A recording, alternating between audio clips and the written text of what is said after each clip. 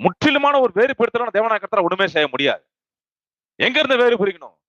நண்பன் இடத்துல வேறு பிரிக்கணும். நம்முடைய கலாச்சாரத்துல இருந்து வேறு பிரிக்கணும். நம்முடைய பாரம்பரியத்துல இருந்து வேறு பிரிக்கணும். நம்ம சொந்தத்துல இருந்து வேறு பிரிக்கணும். நம்ம கற்றுக்கொண்ட காரியங்கள் இருந்து வேறு பிரிக்கணும். ஏமே நம்முடைய அனுபவங்கள்ல இருந்து வேறு பிரிக்கணும். இன்னொன்னு சொல்லலாம், நம்ம எதை பாக்குறோமோ அதுல இருந்து வேறு பிரிக்கணும். எதை கேட்கிறோமோ அதுல இருந்து வேறு பிரிக்கணும். எதை உணர்றோமோ அதுல இருந்து வேறு பிரிக்கணும். நீ கேட்கலாம், என்ன உணர? நம்ம உணரலாம், நான் சுகமாறதுக்கு வாய்ப்பே இல்லைன்னு. அது உணருது, அதுல இருந்து வேறு பிரிக்கணும். நம்ம பார்க்கலாம், ஐயோ இப்படி பண்ணிட்டானா இவன், வேலைக்கு ஆக மாட்டான், அதுல இருந்து வேறு பிரிக்கணும். நம்ம கேட்கிறோம், அவன் செஞ்சது தப்புன்னு, அதுல இருந்து வேறு பிரிக்கணும். ஒருவேளை தேவனா கர்த்தர் மன்னிச்சிட்டு இருந்தாரா? அவருடைய தேவனா கர்த்தர் அவருடைய இரக்கத்தை கொடுத்து தேவன் அவர் ரத்தத்தை சிந்தி அவனை மன்னிச்சிருந்தாருன்னா அதுல இருந்து வேறு பிரியும். நம்ம பாக்குறதுல, நம்ம கேட்கறதுல, நம்ம உணர்றதுல, நம்முடைய சுவையில அதுல இருந்து வேறு பிரியும். ஒரு முற்றிலுமான ஒரு வேறுபடுத்தல் இல்லை என்றால் தேவனாய கர்த்தரால ஒண்ணுமே